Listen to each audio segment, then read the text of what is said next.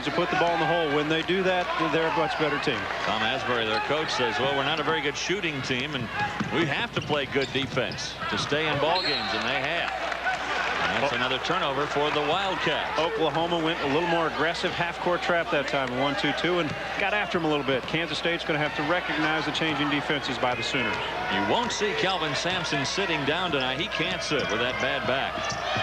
He is in a great deal of pain still. It's the second time in his life he's had a disc removed from his back. Back in '81, he had the L5 disc removed. This was the L4. Minor. Tough shot. A little bit off target again. Minor's 0 for 2 from the field. And yet another turnover. Hatcher has had a propensity to turn the ball over. Elliott Hatcher has 34 assists, but he's got 43 turnovers. And that's one of the weaknesses. He's not really a true point guard, more of a shooting guard in a point guard's body. He likes to score, likes to shoot.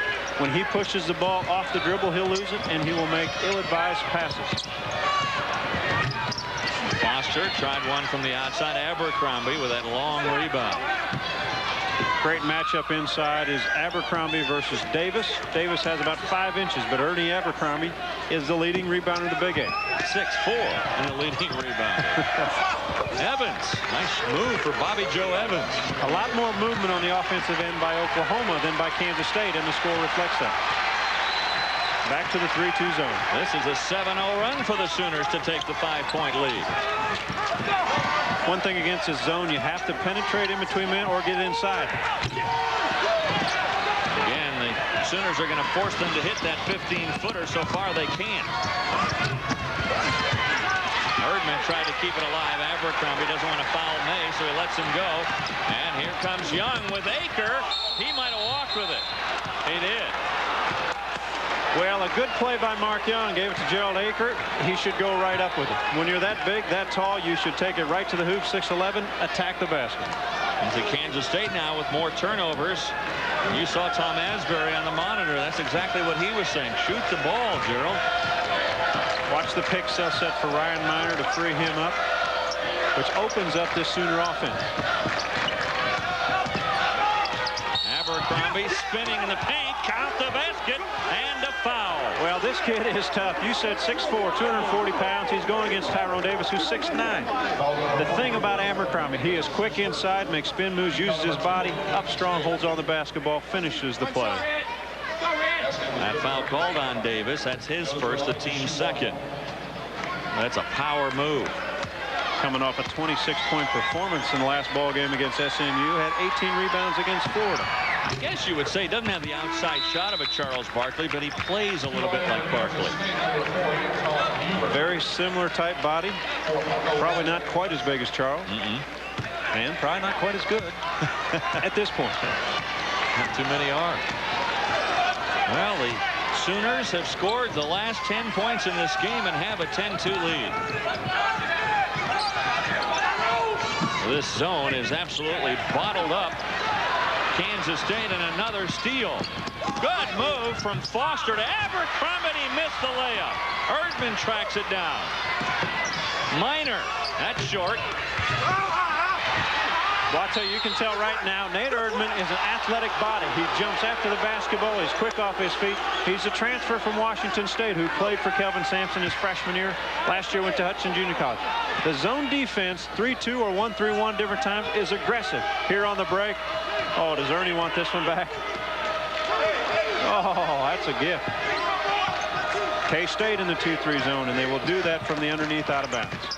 Abercrombie in traffic, gets it back out to Foster. Look at the quick passing by the Sooners. Abercrombie puts it up there in the land of the Giants. And now we've got a foul. I think it's on Evans. Well, Gerald Aker, we've talked about his shot blocking ability, and there it was. Abercrombie at 6'4", tried to go inside, and Aker very patient on his feet. Watch the ball movement. Oklahoma's been moving it, goes right inside. Watch how patient he is the shot blocker. Stay down until they go up. You have the size advantage. Nice block. Averaging 2.5 blocks a game.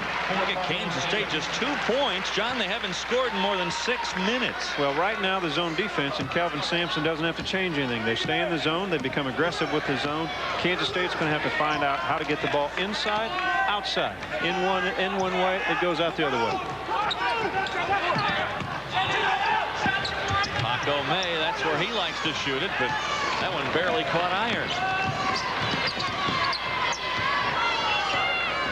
Kansas State saw a team shoot like this the other day. It was Iowa State here. Iowa State struggled the second half, made only one of their first 17 shots, and that was the ballgame, second half. Well, so far for Kansas State, just 1 for 6. And that's frustrating to a coach because defensively Kansas State is doing what they have to do. Now Tom Asbury saying, well, we're still a developing team, the Wildcats, but he said we are bigger and deeper than we were last year. Okay, who are the shooters? Antoine Hubert, who is in the game, or Hubert is in the game, and Elliot Hatcher. Oklahoma doing a nice job when the shooters catch a basketball, challenging them, getting up, making them put it on the floor. That's Hubert. Now back to Hatcher. He forces one up from three-point range. Getting inside for the rebound and positioning is Paco May, and he's fouled by Abercrombie. Kansas State right now is playing in Oklahoma's hands. Against the zone defense, all they're doing is running around the top, and you have to get it inside. 2 fouls now on Abercrombie, and Tom Asbury's got to figure out a way to get some offense.